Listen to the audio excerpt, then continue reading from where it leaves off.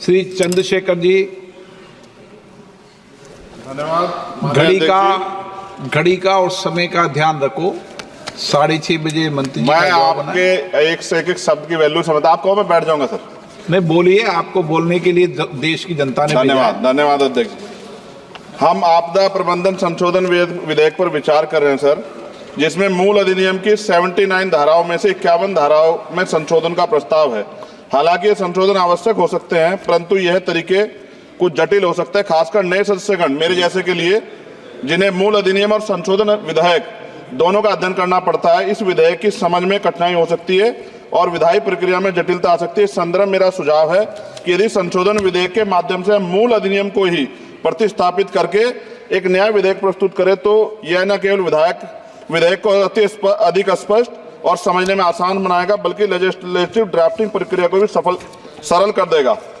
वर्तमान में संविधान की 7वीं अनुसूची में इसकी स्पष्ट एंट्री का उल्लेख नहीं किया गया है। मंत्री जी कृपया यह बताने का कष्ट करें कि वर्तमान विधेयक संविधान की 7वीं अनुसूची के किस एंट्री में कवर है। यह प्रश्न इसलिए महत्वपूर्ण है क्योंकि यदि हम इसे संविधान की 7वीं अनुसूची में स्पष्ट रूप से दर्ज करते तो यह विधेयक लाने का आधार और संसद की विधायी शक्ति को स्पष्ट रूप से मान्यता मिलती।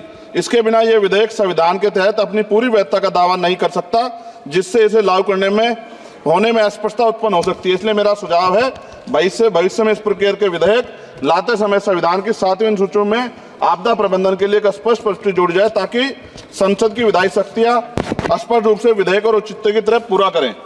मेरा प्रश्न केंद्र सरकार द्वारा राज्य को आपदा के समय धनराशि और अन्य सहायता प्रदान करने की तरीके से संबंधित है। हम सभी जानते हैं कि जब भी कोई आपदा आती है, केंद्र सरकार विभिन्न राज्यों को राहत देने के लिए धनराशि और सामग्री भेजती है। हालांकि यह देखा गया है कभी कभी सरकारें अपनी पार्टी शासित राज्यों में को प्राथमिकता दी, जबकि विपक्षी दल द्वारा शासित राज्यों को धनराशि कम, विलंब और भेदभाव पूर्ण तरीके से दी जाती है। इस भेदभाव का राजनीतिक विवाद और आरोप प्रत्यारोप उत्पन्न होते हैं। विशेषकर जब आपदा की स्थिति गंभीर होती है तो यह भेदभाव और देरी राज्यों के लिए अधिक संकटपूर्ण हो सकता है। इसलिए मेरा सुझाव है इस विधेयक में एक स्पष्ट प्रावधान होना चाहिए, जिसमें यह सुनिश्चित किया जाए कि सभी राज्यों को आपदा के सहायता समान रूप से समान मानकों के आधार पर दी जाएगी। यदि प्रारंभिक सहायता प्रदान की जाती है तो यह सभी राज्यों के लिए समान और किसी भी राज्य में भेदभाव का शिकार उसको ना होना पड़े। साथ साथ विधेयक में यह प्रावधान है कि आपदा डाटाबेस के साथ अगर आर्टिफिशियल इंटेलिजेंस, रिमोट सेंसिंग और डाटा एनालिटिक्स जैसी टेक्नोलॉजी का इस्तेमाल कर डाटाबेस की उपलब्धता बढ़ा सकते हैं। इस प्रावधान भी विधेयक के हों। एनडीएमए में जो आपने स्पेशली स्टाफ रखेंगे, क्या नियुक्ति में SC, ST और OBC को आरक्षण का प्रावधान दिया जाएगा?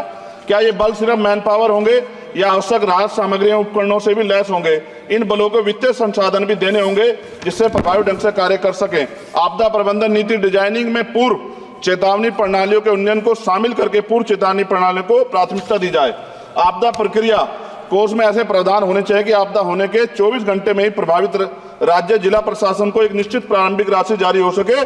जापान जैसे देशों के तरह 72 घंटे की महत्वपूर्ण प्रतिक्रिया योजना को लागू करना, ताकि समय और बचाव कार्य कुशल समन्वय हो। जनता और NGO को भी एक्ट के तहत बनी सभी एजेंसीज के साथ मिलकर काम करने की योजना पर बल दिया जाना चाहिए, किंतु संशोधन विधेयक में ऐसा कोई प्रावधान नहीं दिखता जो कि आपदा के समय नागरिकों, NGO और सामाजिक संगठन रोल को सुनिश्चित करे।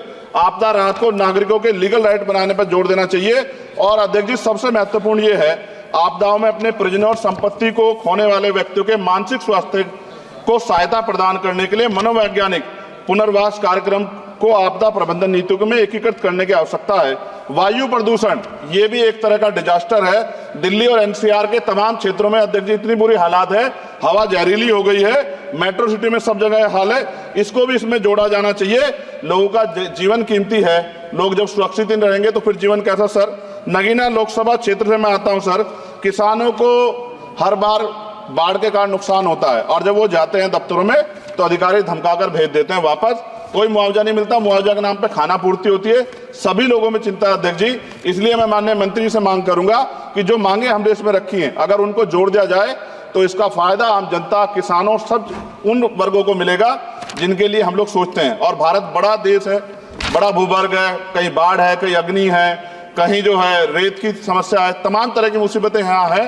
तो मैं माननीय अध्यक्ष जी आपके माध्यम से सरकार से मांग करता हूँ और माननीय मंत्री जी से कि इस बिल पे, जिस विधेयक को और मजबूत करें जिससे इसका लाभ जनता को। माननीय अध्यक्ष जी आपका धन्यवाद। नहीं, नए सदस्य हैं, लेकिन उन्होंने बहुत अच्छा विधेयक पर बोला है। पड़ोस वाले भी समझ लो, अच्छा है। नहीं, ये तो पुराने, यहाँ पे आप जैसे लोगों के अनुभव का लाभ मिलता है इनको, पर आप थोड़ा अनुभव ठीक दो इनको। श्री उमेश पटेल, और सामने से। माननीय अध्यक्ष महोदय जी, मैं आपदा प्रबंधन